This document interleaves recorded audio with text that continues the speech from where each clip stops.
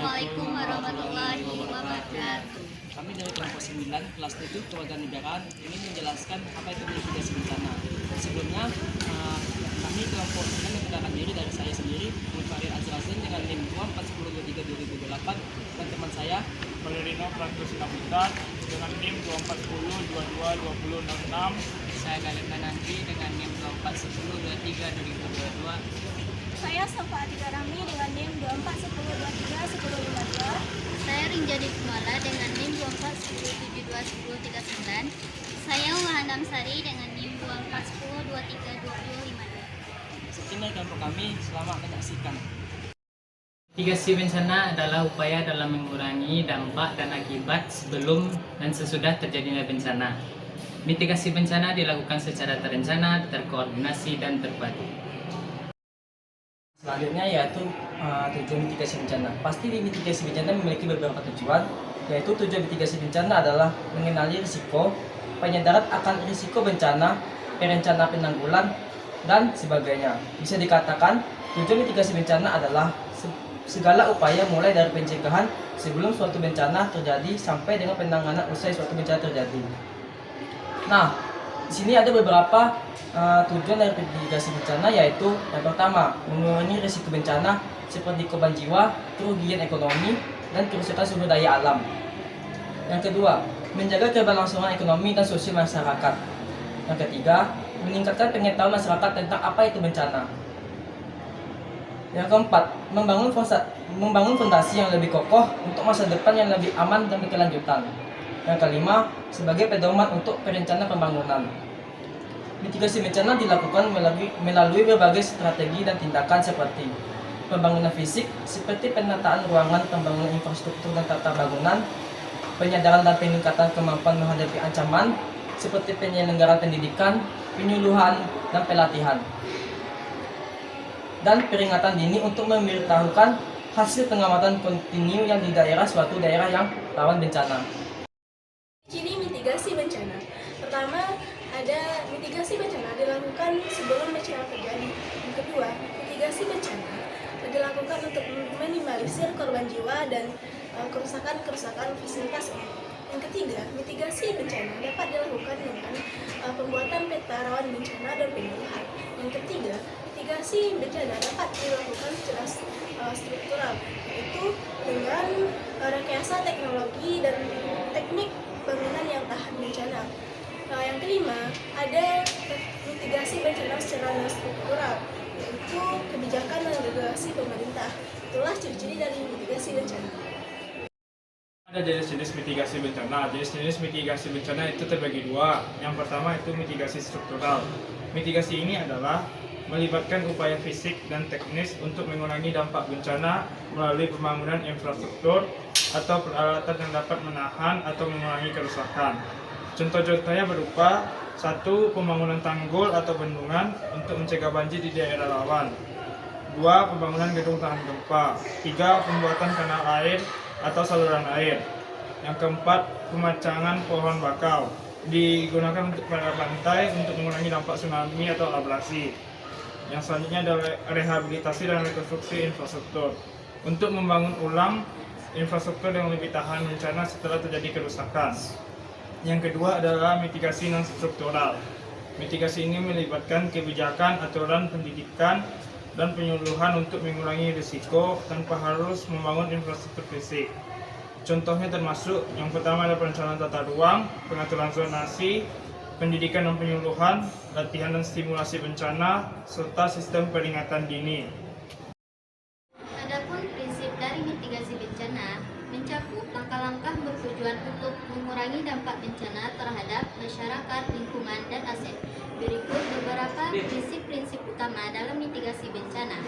Yang pertama, mengambil tindakan untuk mencegah atau mengurangi risiko terjadinya bencana, seperti memperketat peraturan bangunan di daerah rawan atau menjaga kelestarian hutan untuk mengurangi risiko longsor. Yang kedua, menyusun rencana berdasarkan analisis risiko spesifik di setiap wilayah, sehingga penanganannya lebih tepat sasaran sesuai karakteristik ancaman. seperti banjir, gempa bumi, atau letusan gunung Merapi. Yang ketiga, melibatkan masyarakat dalam proses mitigasi dan memberikan pelatihan terkait respon terhadap bencana. Contohnya, simulasi memberitahukan atau penyuluhan untuk meningkatkan kesadaran akan potensi bahas bencana. Prinsip-prinsip ini bertujuan untuk menciptakan ketangguhan atau ketahanan masyarakat dalam menghadapi bencana. Tantangan dalam mitigasi bencana yang pertama yaitu kurangnya kesadaran masyarakat dalam mitigasi bencana tersebut. Banyak masyarakat yang kurangnya kesadaran akan tentang mitigasi bencana dan juga tindakannya secara efektif itu seperti apa. Nah, yang kedua adalah keterbatasan sumber daya. Ini dapat berupa anggaran, tenaga ahli, dan infrastruktur yang terbatas menjadi kendala dalam pelaksanaan program tersebut. Nah, yang ketiga adalah perubahan iklim. Perubahan iklim ini meningkatkan frekuensi dan intensitas bencana sehingga upaya mitigasi menjadi semakin kompleks. Nah, yang keempat adalah pertumbuhan penduduk. Peningkatan jumlah penduduk di daerah rawan bencana meningkatkan kerentanannya terhadap iklim dan juga terhadap risiko. Nah, yang kelima adalah kurangnya koordinasi. Koordinasi yang lemah antara pemerintah, lembaga swadaya masyarakat, dan sektor swasta menghambat efektivitas upaya mitigasi tersebut. Upaya mitigasi bencana adalah yang pertama yaitu peningkatan kesadaran masyarakat. Ini dapat berupa melalui sosialisasi, edukasi, dan kampanye. Masyarakat perlu dibekali pengetahuan tentang risiko bencana dan cara menghadapinya. Nah, yang kedua adalah perencanaan tata ruang. Penataan ruang yang baik dengan mempertimbangkan potensi bencana dapat mengurangi dampak negatif. Nah, yang ketiga adalah pengembangan sistem peringatan dini. Sistem peringatan dini yang efektif dapat memberikan waktu bagi masyarakat untuk evakuasi. Nah, yang keempat adalah penguatan infrastruktur. Pembangunan infrastruktur yang lemah dan tahan terhadap bencana seperti bangunan tahan gempa dan sistem drainase yang baik itu sangat penting. Nah, yang kelima adalah pelatihan dan simulasi. Melalui pelatihan dan simulasi, masyarakat dapat meningkatkan kemampuannya dalam menghadapi bencana. Nah, yang terakhir adalah pengembangan sistem logistik. Sistem logistik yang baik diperlukan untuk memastikan bantuan dapat cepat dan tepat sasaran.